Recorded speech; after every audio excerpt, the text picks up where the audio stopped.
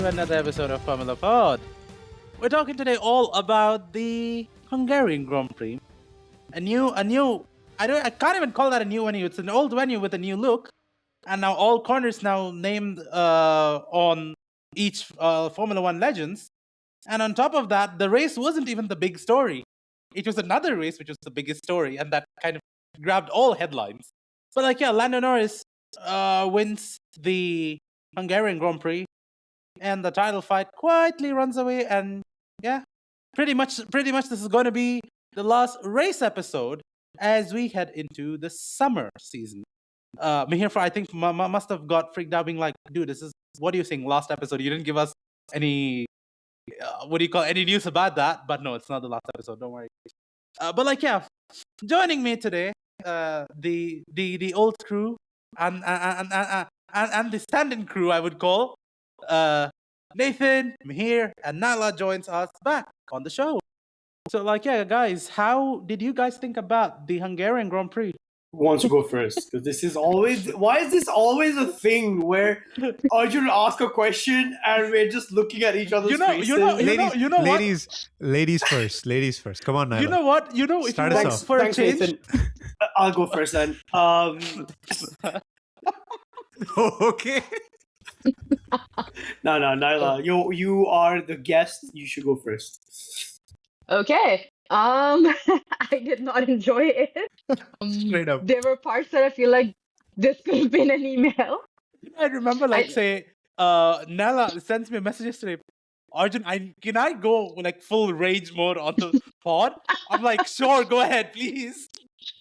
I think Ferrari noticed all of us praising them too much on the internet, going like, "Oh, look at them! They have a good car. They're making sensible strategy calls," and they were like, "Hold my Italian beer. I got this." I don't even know what to say at this point. I genuinely don't. Like, how do you take one step forward, 5 steps back with everything that you have got going on?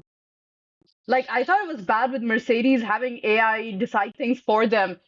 You can't even make a case for human intelligence being better because Ferrari will categorically prove you wrong. What did Ferrari do to you, man? Honestly, Naila, you know what?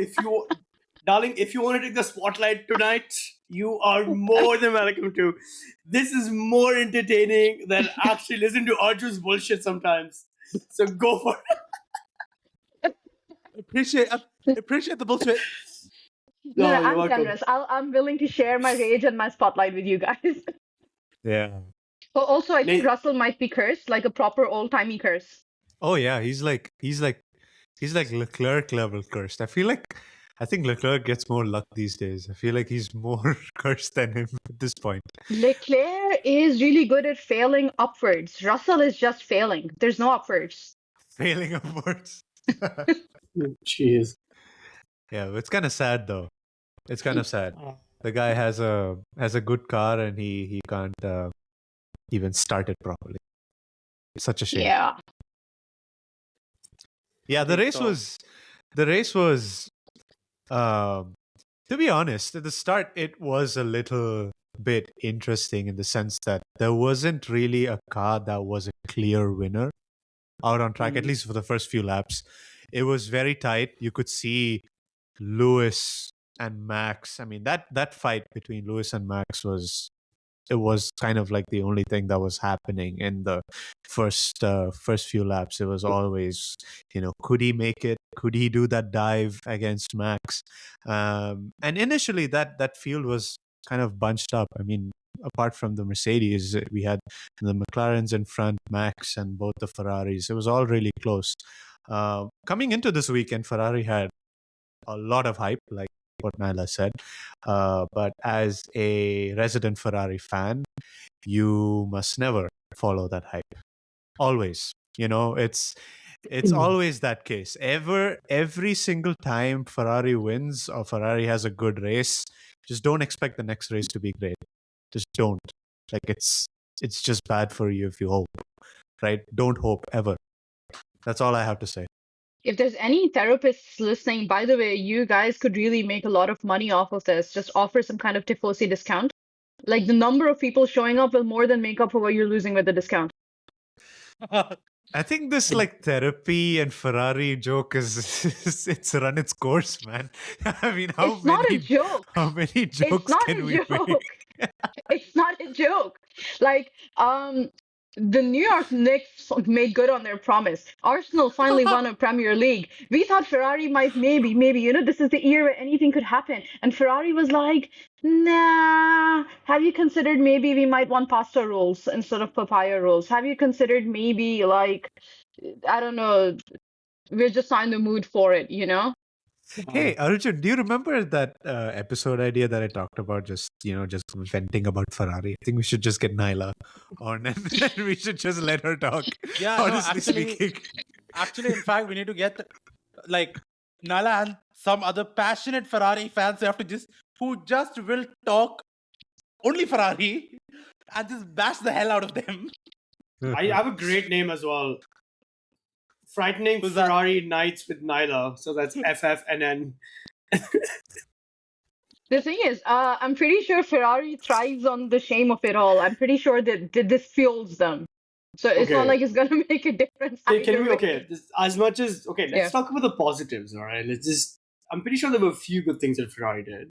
The pit stops were great, right? The fighting with Kimi was really good. Yeah, I mean it You was think the all pit right. stops were Like, great? You really think the pit Ah. stops were great? I didn't honestly, think so. they weren't that bad as compared to their strategy. I think it was all right. No, The bombs in hell, because dude. guess what? Actually, Ferrari no more holds the record for the fastest pit stop. It's now held with Racing Bulls. Okay, Arjun, we were just talking positives. I'm just trying to get something I good know. out of it, right? You're Again. making it worse. Okay, you know what? Go ahead. See, wait, you know what? I think the positive is that none of the Ferrari drivers ran into any of the mechanics. At least that's a positive. Okay, guys? Come Yeah, on. that's true. Fair enough. You know That what? is true. True. That's a win. They did try to Okay. run into each other, but at least they did not run into the mechanics. Yeah. Exactly. And Yeah. that's a win. That's a win. You It's a take win your in my wins where books. you get them. Exactly. And if we have to talk about another team that's fighting for that Constructors' Championship in Mercedes, I mean, Kimi Antonelli is running away with the Drivers' Championship, but do you really think? I mean, just let's be honest. We've already gone through like half of this year. I don't know. Is there a chance that Ferrari could actually give Mercedes a challenge? What do you think? In terms of constructors' points or just in general? Constructors, of course. Constructors, yeah.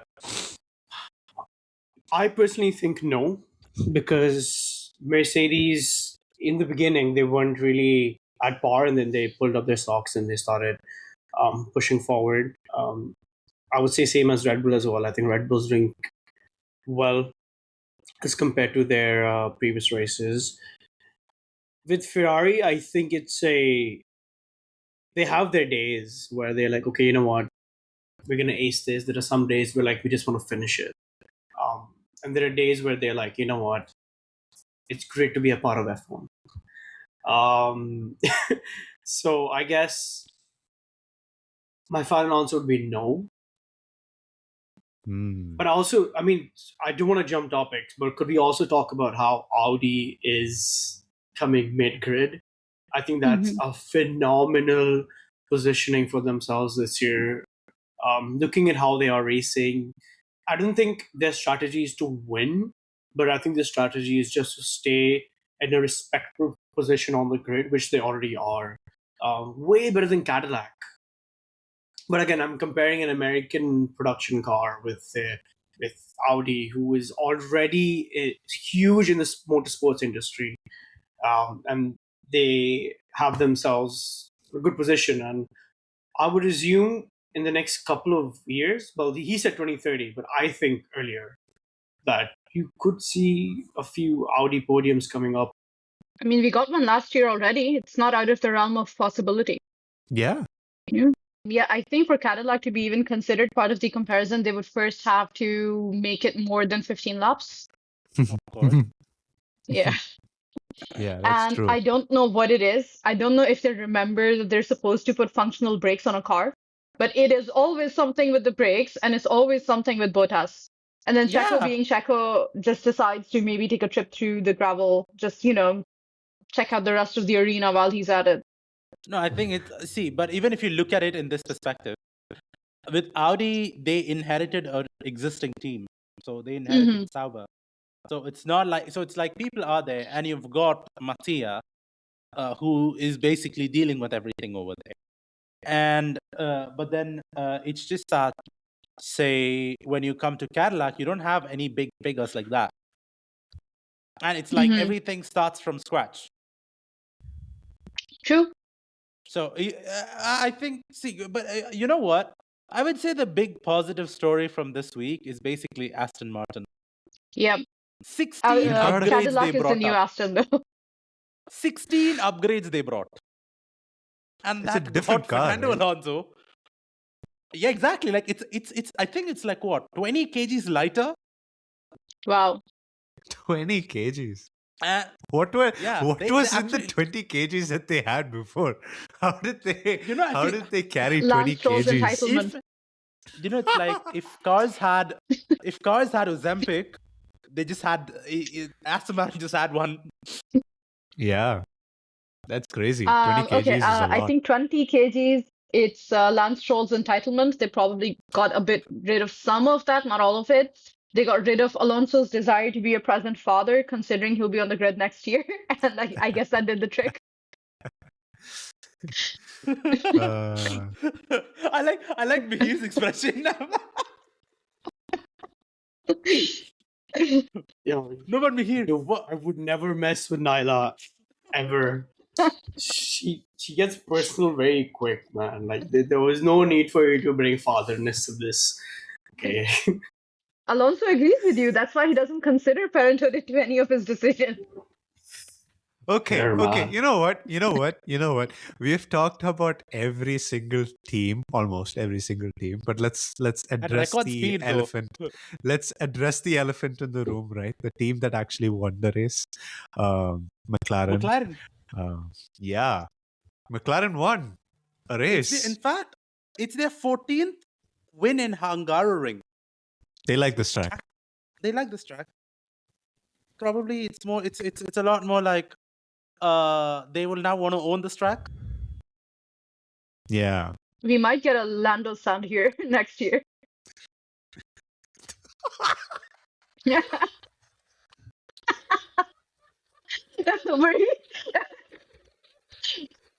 He's so confused. He's like, I don't even know what's happening over here. Oh my god, man! He saw the McLaren hat and just left. Again, I I got saw this. him. I I saw got his this for free. mic. I saw him put his mic clipped on the card, and I knew it was done.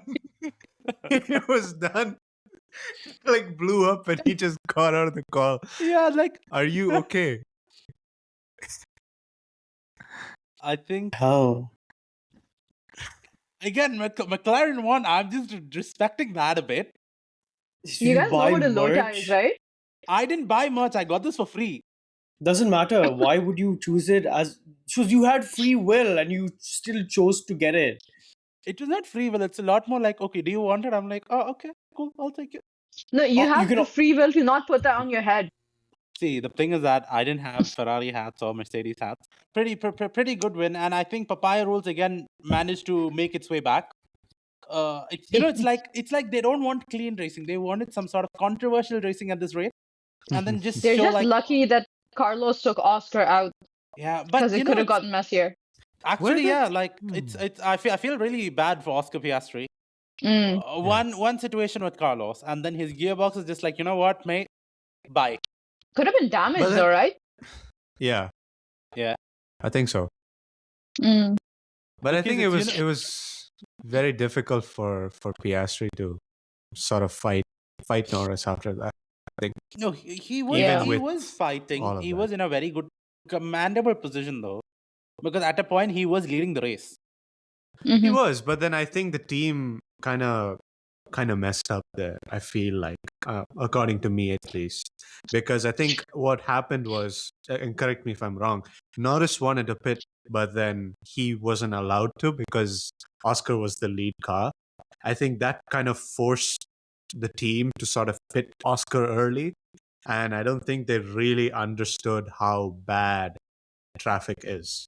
Hungaroring is known as the Monaco without walls. It's really hard to pass on a track with a bunch of corners, and even in that straight as well, it's not that easy. I mean, unless you have like an insane delta in straight line speed, then only you can pass a car. But it was going to be very difficult for Oscar to pass through all of that traffic. And then obviously the Oscar and Carlos thing happened, and that really messed him up and messed his race up in total. And that kind of helped Norris in many ways, because he was in freer air, and he kind of put in unbelievable laps, by the way.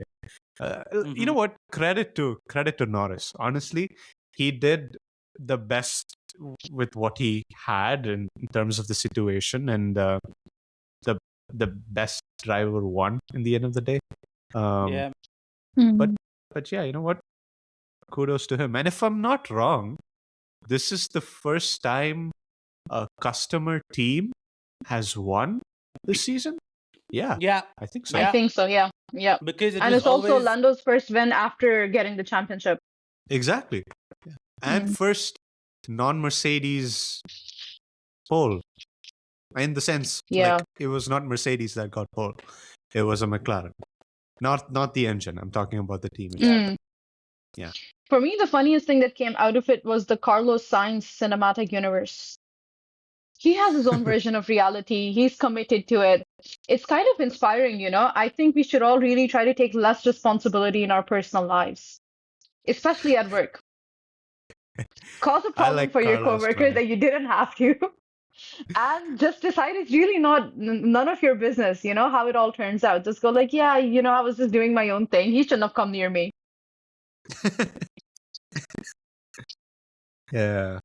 I like Carlos, right? But then I think that was a little bit of a weird. Oh, I like Carlos for the entertainment value he brings. I'm not really watching him race as much as I'm just listening to the things he says.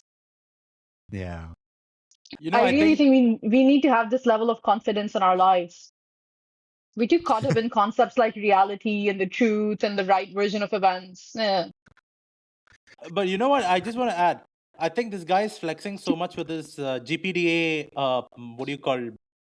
How do you call that? Leadership GPDA powers. Yeah. He's like, okay, I don't care. Like, you do your thing. I'm gonna do my thing. But like, yeah, I'm just imagining if he was like with a team like Ferrari or something. I'm pretty sure he wouldn't dare to put something out like that. Carlos? Yeah. I think being not even midfield, like being a back marker is really, really getting to him, which again, I don't know what he expected when he was heading to Williams. But I think he thinks if I see a car, I'm going to race it. It's really not my concern which lap he's on and what lap I'm on. Yeah. But to be fair, I mean, not to side Arjun, but not to side Carlos or anything. Every driver who was like in the back, I mean, they all had issues with the blue flags, if I'm not wrong. I think there was some glitch with the system. He claims there was. Obviously, no, I mean, I'm not talking about the Carlos system, but I'm talking about every other driver. I think for some reason, Antonelli also had blue flags in his cockpit or something like that. It was like a big malfunction.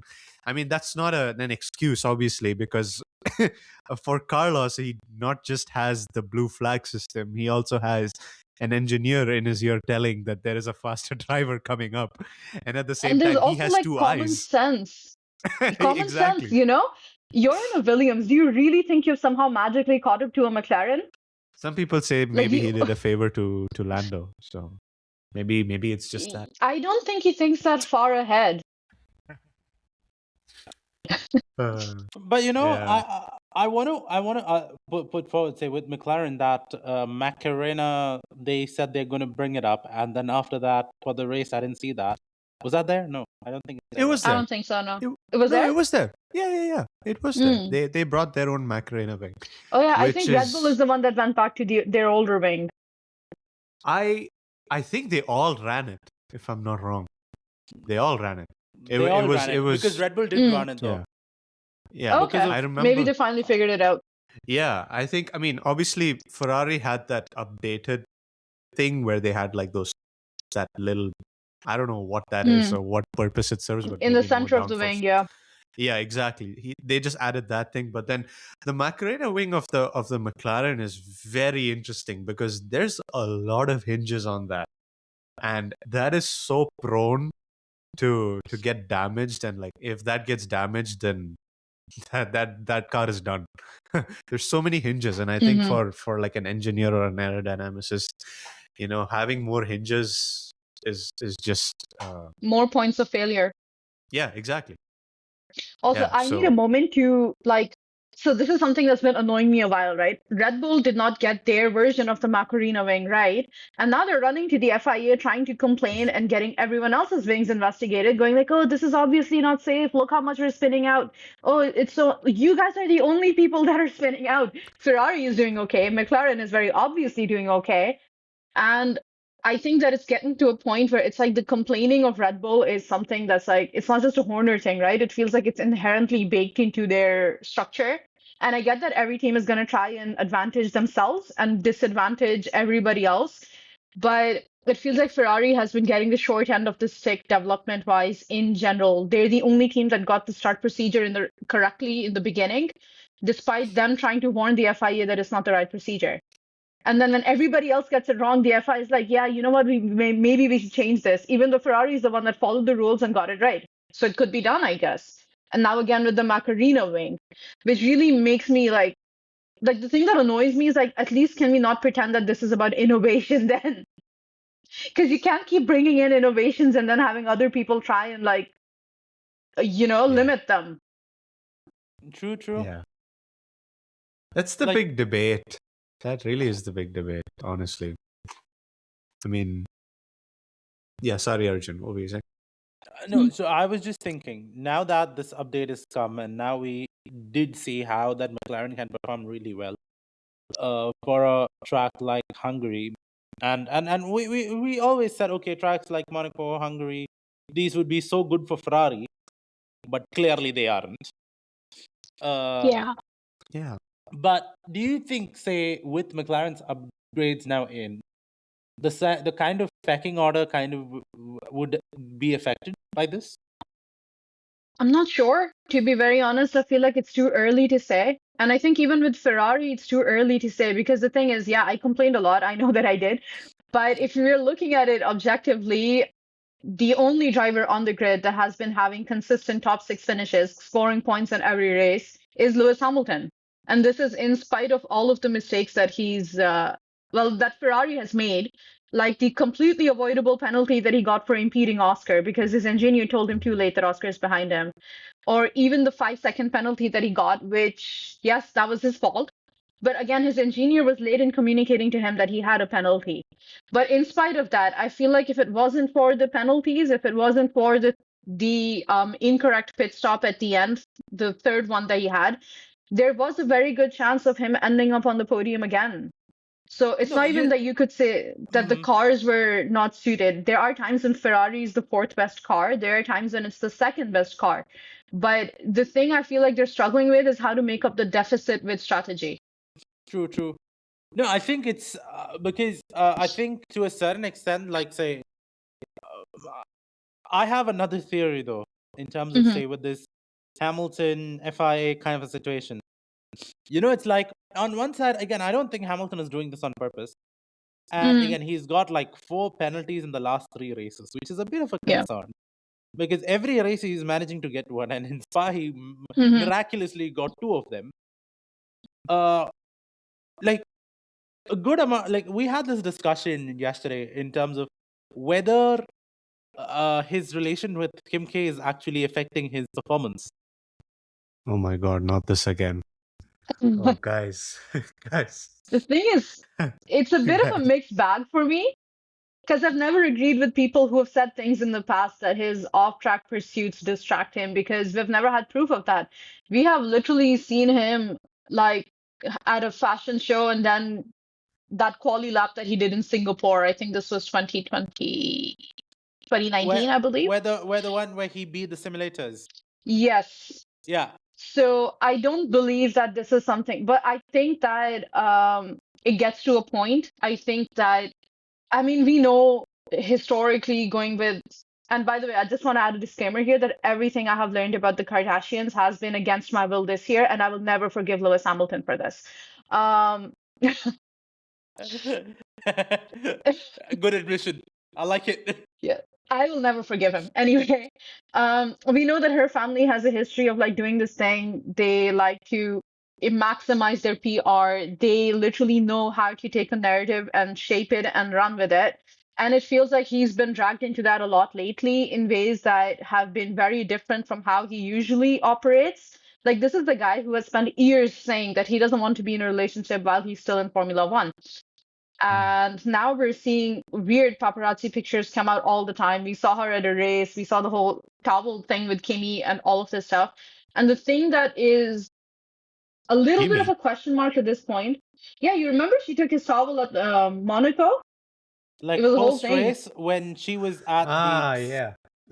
Yep. start line, once the cars all parked up, she took Kimmy's towel. And And then Mercedes next race said this towel is owned by Kimi Antonelli or something. Some sort of fun stuff they actually came up with. Yeah. But I think that when you're literally taking the time in between races to fly 10 plus hours to the USA, spend a couple of days there, get a bunch of pictures taken, and then fly back, when that is time that you could be resting or doing literally anything else, like, I'm not saying that it's affecting him. I'm not saying it's not. It could be. And especially when some of the penalties have been very avoidable on his part. Like, okay, we can blame his engineer for the impeding penalty. We can blame the FIA for the penalty that he got in Spa that he shouldn't have. But we cannot blame anybody else for the false start at Silverstone or the pit lane speeding in Hungary. Those are careless mistakes that I would not expect from a driver like Hamilton, especially when he's been talking about how locked in he is. And the thing is, the mistakes add up. Yeah. He said it himself, championships are lost over these kind of mistakes. And I don't want this to be another year like 2021, where at the end of it, people are debating if a certain incident could have prevented everything that happened, like the Baku magic button debate. Nice. You know what? I feel say with him, I think he is, because we normally say with Hamilton he wakes up in the second half of the season. That's true too. Yeah. And it's 50 points. Sometimes we could see a different Hamilton after summer, where he has had enough time with whoever he's wanting to go out with. Like, that's what I'm hoping for. Yeah, that he comes back more focused. And the funny thing is, he's already focused. I just feel like he could be better.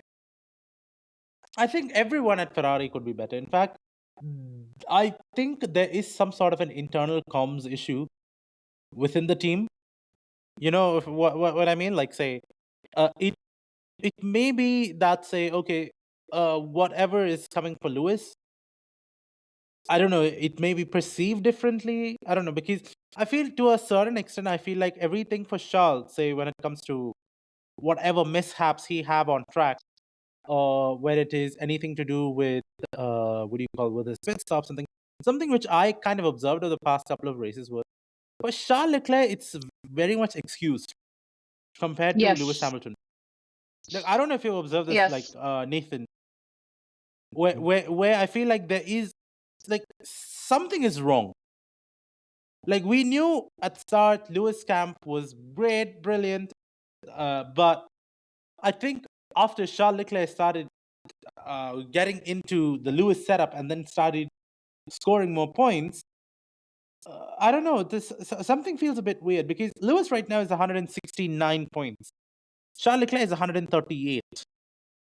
And that's close compared to what we saw 3 races ago. Yeah.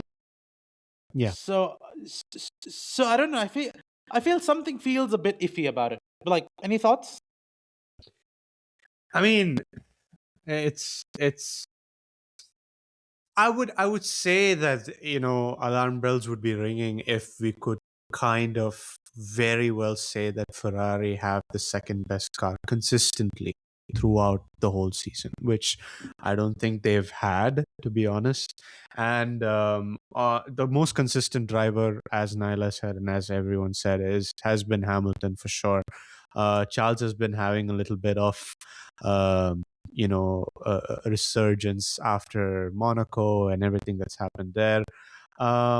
Look, you still have to understand that Lewis's side of the garage is for Lewis and for that whole side, it's kind of comparatively newer in terms of Charles's side of the garage, because Charles and his garage, I mean his team, has been there for so many years, and honestly, I'm not surprised that there is something like this happening.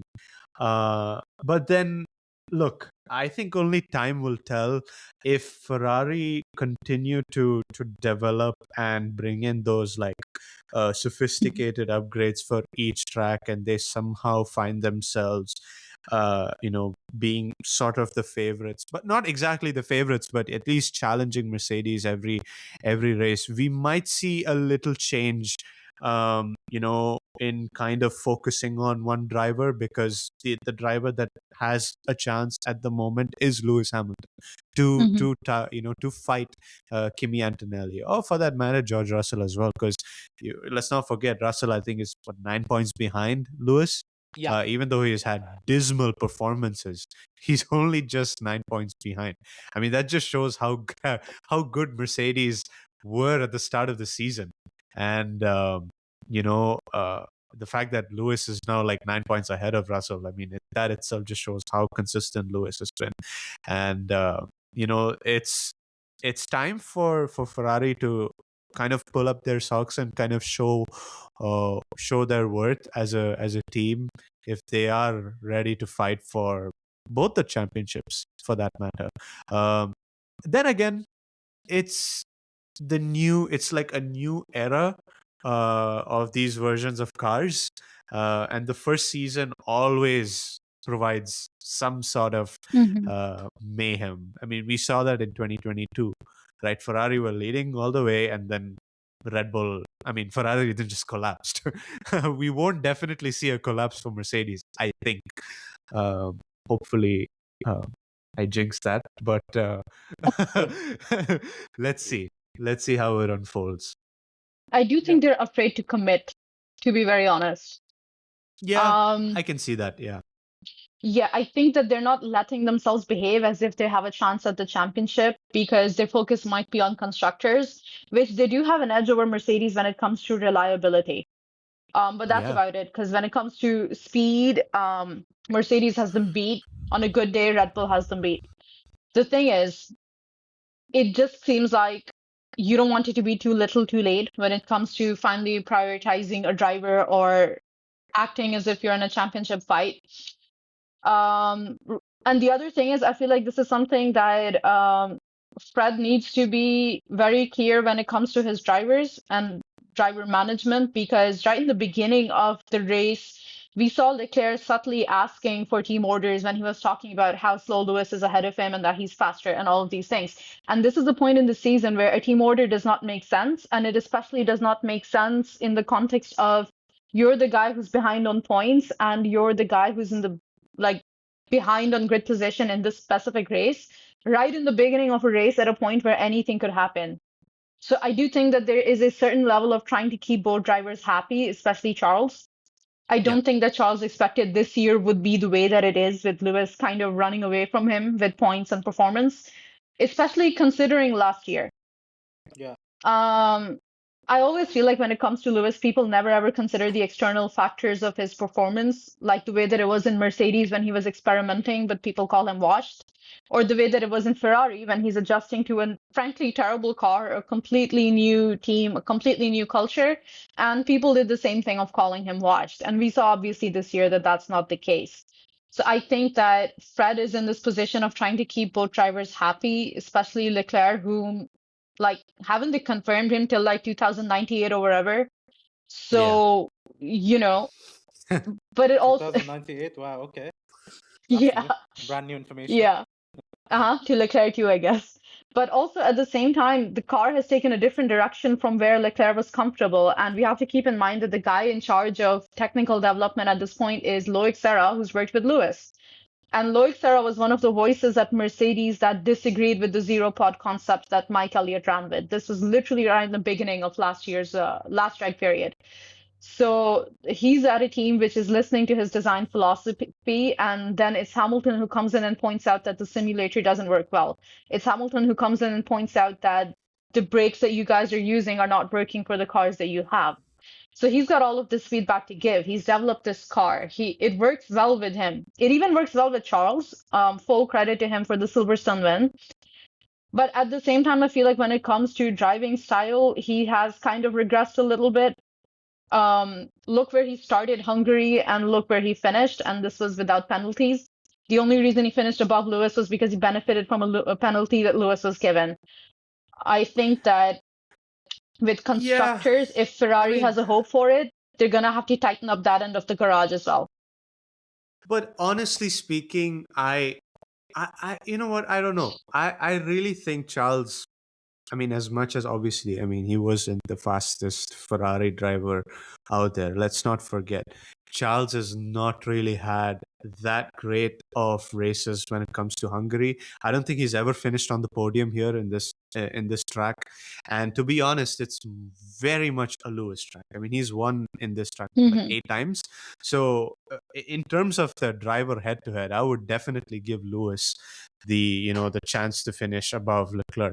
And to be honest, well, yes,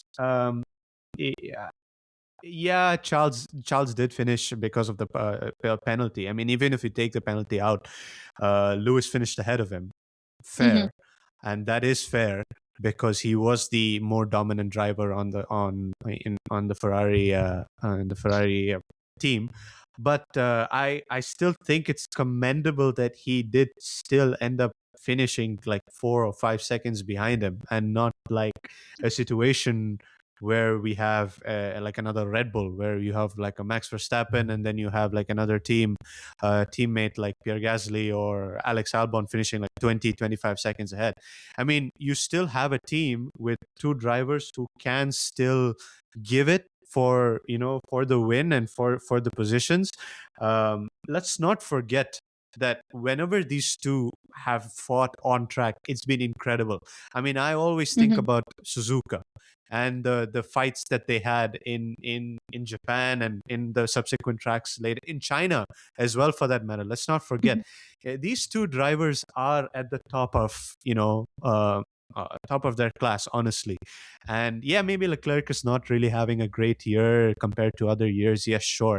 But I think for the constructors, from the constructors' point of view, apart from the McLaren lineup, I would say that this and the Mercedes lineup, I think this driver lineup is very, very strong. And the fact that they have a reliable car just makes it even better from a constructor's point of view. And honestly speaking, yes, Charles did have a little bit of a call on the radio asking Lewis to hurry up because he was slowing down. Maybe he could be faster. But I think that Ferrari did one thing right, and that was not to switch the positions and get him to go. I think that is one good thing that I like about Ferrari, is like they're not like instantly, oh, Charles is the guy of Ferrari, so we have to listen to him and let him do his thing. No, Lewis is also a respectable driver. He's 7-time world champion for that matter, and this guy has barely won 10 races. So in his whole career, I think, I don't know, he has won 10 races or not. But anyway, it's not 10. I think it's 8 or 9. For the first time, I'm actually hearing what you call Nathan saying shit about Charles Leclerc. No, it's not that. I wouldn't say it's that. I'm just trying to be diplomatic here, man. Oh man, diplomacy. But look, Ferrari have a good chance, and I just hope they have a good car. And the fact that they have those two ADUOAIEAF, whatever it's called, left, that they have those engine upgrades left, bodes very well, because you compare it to the rest of the grid, maybe they don't. So I'm really looking forward to how Ferrari can push their car. And look, Mhm. history has not always gone well for Ferrari at the end of seasons. I would say probably 2025 is an outlier because Charles Charles and Carlos for that matter had a really good run at the end of the season, and they were kind of fighting for the constructors, right? At the Constructors. in the Yeah, end, yeah. Yeah, in the right end up of till Abu Abu Dhabi. Dhabi. Exactly. And that was like one of the good things. Actually, 2024, sorry, not 2025. Yeah. 2024. That was one of the greatest things I've ever seen because Ferrari have always peaked before summer break, and then after summer break, poof, they've gone downhill. So I hope that Fred has something, and Fred and the team have something in mind to give us hope for the next few races and the end of the season. Please, Ferrari. Please, Yeah. I'm I begging am you. optimistic. To be honest, like complaining aside, I am optimistic because I think that the direction they've taken this year, you know what? The fact is that we're mad about them being on the same level that they were. We're not mad because they went backwards. And I think that that is progress from last year. True. Yeah, Yeah. very much. And because we know that they can be better. We're not angry because they're worse. We're angry because they're about the same when they need to be better. Yeah. And I think that this is something that probably they will be working on.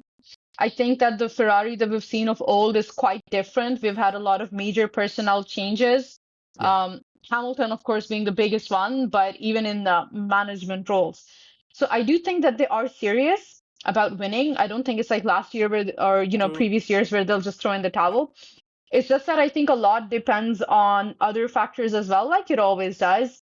And that's why you need to make sure your operation is as tight as possible so that you can, mitigate anything bad that might happen. That's why Red Bull tends to do better when they're better.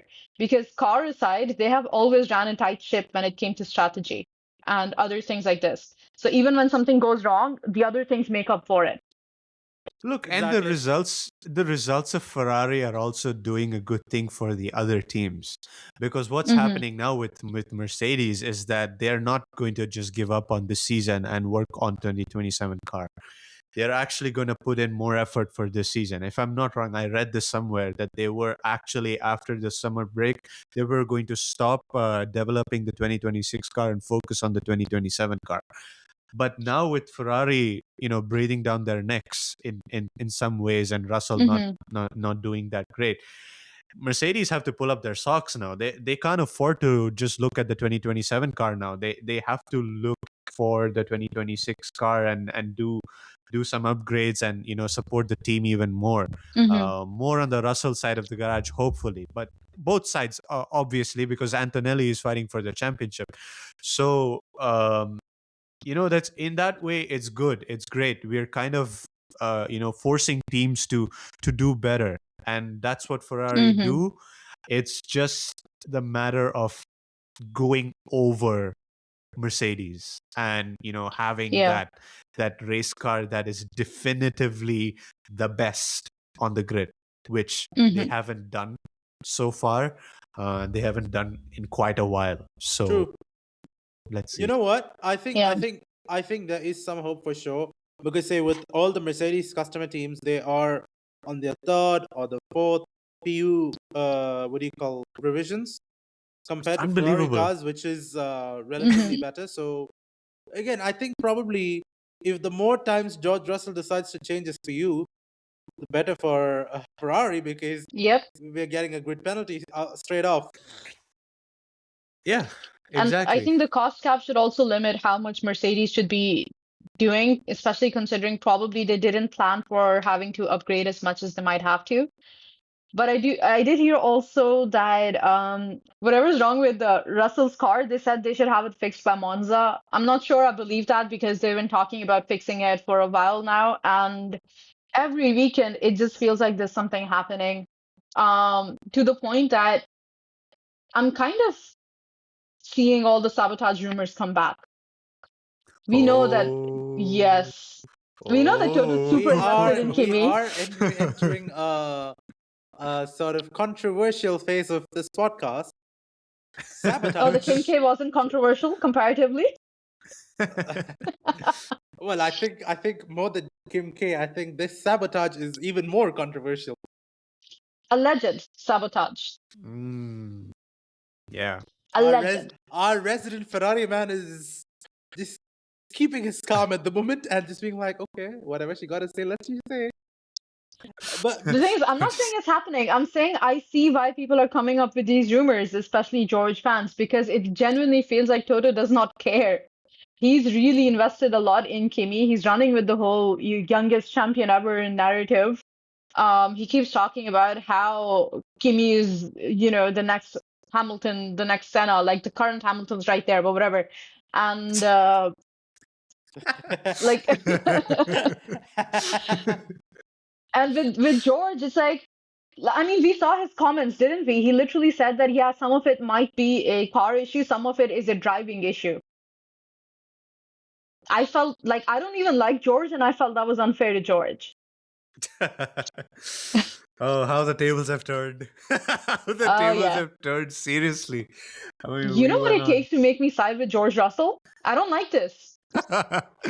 Yeah, it brings something else out of us. You know, the 2026 Formula One season is actually a bit weird. Like, all the things we hate, we are ending up feeling sympathy for. You know? Yeah. Like, again, I sympathize with Max Verstappen when he actually ended up crashing in Silverstone and in Austria. But no, I didn't go that far. When actually, anyone who has been listening to this podcast for the past 4 years will tell Arjun hates Max Verstappen. And true. In fact, my friends annoy me by singing Super Max song every now and then. See, the song is catchy, but I cheered when he went into that wall. It brings me great joy. Yeah, man. Let's not hate. You know what? Let's kind of drift apart and come to the biggest headline. Keeping the race aside. Okay. The big news from Hungaroring was not the race, as we said. It was basically the Bahrain Grand Prix is coming back, but not in Bahrain. It's instead coming back to a loved track where I think will mimic similar conditions as Singapore, in Sepang. And the last race in Sepang was in 2017. The last podium was Max Verstappen, Daniel Ricciardo, and Lewis Hamilton. Yeah. Okay. Mm-hmm. In which DR3's number is now MV3. DR3's number is now used by Max Verstappen. And funnily, in the title contenders, no one has ever raced in Sepang. Oh, unless you count Hamilton as a title contender. Of course. No, I said like among the title contenders, not all of them. Mm-hmm. If you look at that, Lewis has a clear chance because he knows that track really well. Max has a clear chance. Again, but I don't know whether we should call Max Verstappen as championship contention because bro is somewhere in the somewhere down there with his points. So it's like for those older drivers who have been in Formula One for years, for them this probably would be giving them a lot more edge. But you know what? This is what we said about Turkey when Turkey was introduced back in 2020. But then guess who got pole? It was Lance Stroll. To be fair, wasn't it raining? Yeah, but still, I mean, wet weather makes it even worse. It makes it unpredictable. Yes, I agree, but it makes it worse because if you know the track, then you sort of understand. But I get that. But a new track, an old track, I think, regardless of the track itself, I think it's how fast you can adapt to the track that's more important. And I think it's more than the driver, it's also the car, because if the car is unstable off the blocks, and you see drivers complaining, oh, I don't like the front wing, oh, I don't like the rear stability is all messed up.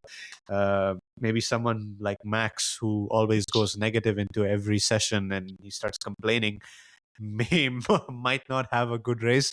But what I'm trying to say is that if you have a good car and if they have confidence, then I think this is a track where you can do quite a lot, because unlike Singapore, where that's a street circuit, this is more of a natural circuit. So it's more wider, there's more moves to be made, in every single part of the track. I mean, I'm not very familiar with the Sepang track because I only started watching F1 in 2018 and I didn't really watch F1 before that. But every single time I've seen the highlights, I think that the main straights, that is the straight before the start finish, and they're both like parallel, if I'm not wrong, and there's like a sort of a hairpin that allows for moves to be done there.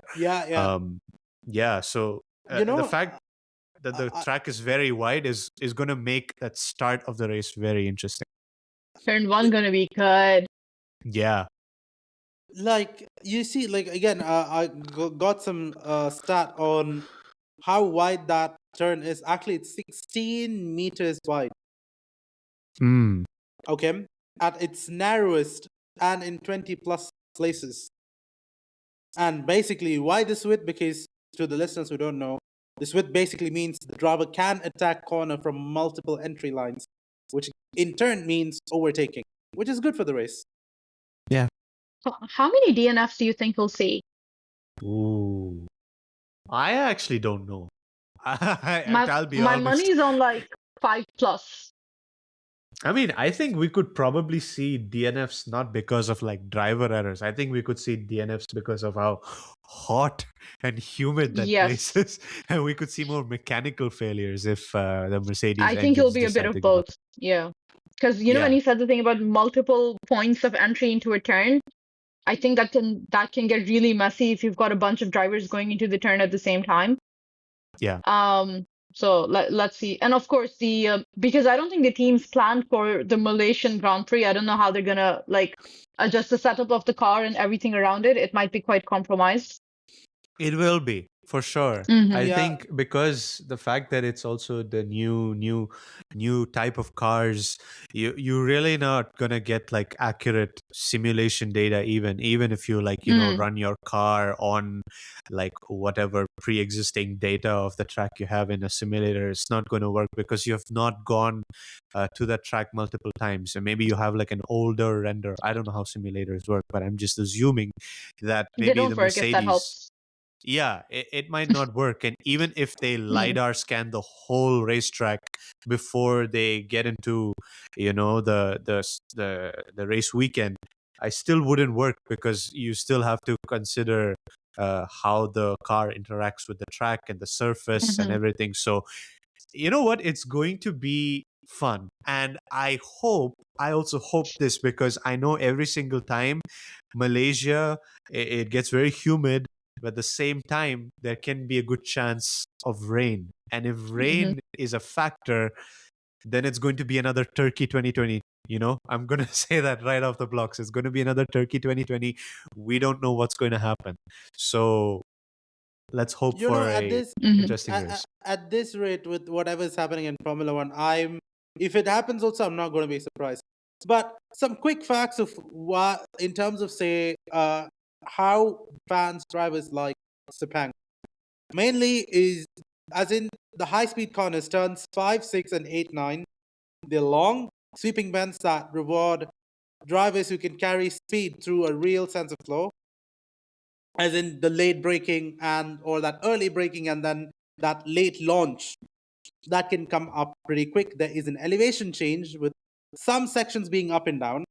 And as we mentioned, the width, 16 meters width, which is insane. And the banana-shaped back straight into turn 15. Okay, it's a very tight hairpin that creates genuine overtaking zone and braking challenge. And it's very technical. And yes, with what Nathan said earlier, with the heat and humidity and all those items are to be considered. And I'm pretty sure it may be one of those races which FIA will kind of call it, it's like a heat hazard race. But like, yeah, it's funny to kind of have that called the Gulf Air Bahrain Grand Prix in Malaysia. The Malaysian Grand Prix, the Bahraini Grand Prix. I'm not sure what to call it. This is the one time though that I feel like a sprint would have been entertaining. The only time that I would say it, because nobody knows what's gonna happen. Yes, that's a good point, actually. And when you don't Yeah. have enough practice sessions to get data, it could be so messy and so funny and entertaining. But, the FIA is anti-fun.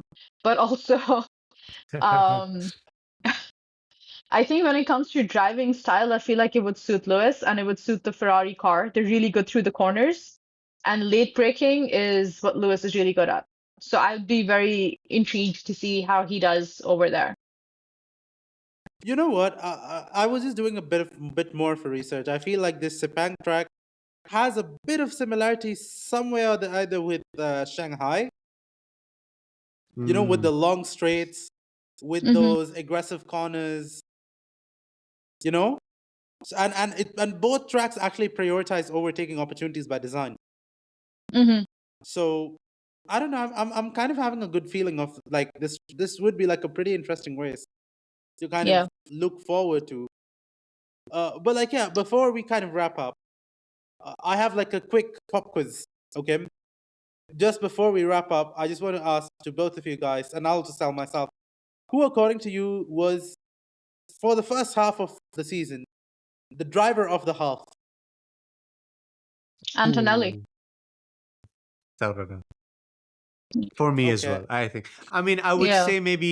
say, considering the previous season and how it's gone, I would also say Lewis. Yes, for sure, Lewis, in terms of improvement. In terms of domination, Antonelli. Yeah, for sure. Okay. Okay. Mhm. And what about say your biggest surprise? Russell. Like in Okay. a good way or a Wow. bad way? In a really sad way. Because In a sad way. I thought there would be more of a championship fight between the Mercedes cars than it actually was. I was not expecting Antonelli to be this dominant. I don't think that Russell is as bad as the car makes him look. Yeah. And I Okay. don't think that this is good for his mental health the way things are going. I think that um I don't know. He's not the kind of guy to have unforced errors on track, but sometimes he also is when he's under pressure, and this is very much a pressure cooker situation. You know what? True. I think for Russell, he could make good use of those Ferrari therapists. Yeah, just call Lewis up like, hey, who's your? But I also feel like Russell, if this keeps up, he's going to be forced into a Bottas role, which he will not appreciate. He will not even do I it. don't think. I don't think Not he'll even do it. appreciate. Yeah. He will not even do it. He'll just be like, you know what? Yeah, I got better teams to go to. I'll just gonna go. but But like where yeah, could he go? I think Ferrari's locked down. I don't think McLaren would take him. The only option that leaves him is if Red Bull decide to do a swap with him and Max, which I think Toto would be delighted, but I don't think that Max might consider it as of now. I mean, he would for the speed of the car itself, but I think Max wants a team where he is decisively the number one, and I don't think he's gonna get that with Mercedes. I think it's more about say time to say in terms of what is gonna happen. But for me, the biggest surprise I would say is the Gabriel Bortoleto. At times he manages to get into points very frequently compared to his teammate. And Mm-hmm. I think, say, with whatever points Audi has got, so Audi as a constructor has got 12 points, and all those 12 and 10 points out of it is contributed by Bortoleto. Despite having challenges on the car, not being the fastest car, but still, I think he is definitely a big surprise. And I would also say Alpine. With that Mercedes engines, Mm-hmm. Alpine is compared to the last 2 years we saw, is a whole different level. It's the Briatore sauce. Yeah, Yeah, exactly. Another definitely. surprise is Lindblad for me. The consistency that Lindblad has been showing when it comes to getting points, getting to Q3, I think he's doing great. I I think think I'm gonna. that whole Racing Bulls team, actually, for that matter. Yes. I would say the I whole think they Racing Bulls team. are the better team compared to Red Bull. Oh, for sure. But Yeah. also, I think Hajar has been doing good when it comes to keeping up with Max. He's not ahead of Max, but he's doing a far better job than anyone has done in the last few years. No, You but know, I he's actually like my surprise actually for the first half of the season. I think, to be honest, he's the only driver that's kept Max honest in qualifying, because there were Yes. times where Hajar was out qualifying, and not by a lot, Mm. but by a small margin. And we've never Mhm. seen Max getting out qualified by a driver in a very, very long time. I don't know if Checo has ever out qualified him ever. I don't know. but you know, even Maybe if you he look at has. it from a Maybe. point Can't standpoint, remember. Mhm. Hajar is actually just 40 points away from Max, Which isn't a Yeah. lot which is compared to not a his lot. previous, yeah. Compared to Yuki Tsunoda, compared to Checo Perez, compared to whoever you kind of keep with Gasly, him, Albon, I think it's the a only long time list Liam. of. Yeah. Let's not Liam. forget Liam, guys. I always forget Liam, but yeah. yeah, Yeah. but It's been a pleasant surprise for me because I remember all the jokes. I made some of them myself about the Red Bull thing actually being a demotion for Hajar. But I think he's more than proven it to be like he deserves that seat. you know what? I would say that this way, like if Hajar was still in Racing Bulls, he would be the lead Red Bull on the standings. Yes, he would. Yes. It wouldn't be Liam Lawson or Lindblad. It's gonna be Hajar. Hmm. He's got incredible racecraft. He know what he is doing, and it's like he gives a lot more than any other teammate Max had. Hmm. As a no beef, he's doing his thing. Some unfortunate incidents, but still he's got it there. But you know what? My last question before I kind of wrap it all off. What would you like to see in the second half of the season? What's that one thing you would want to see in the second half of the season?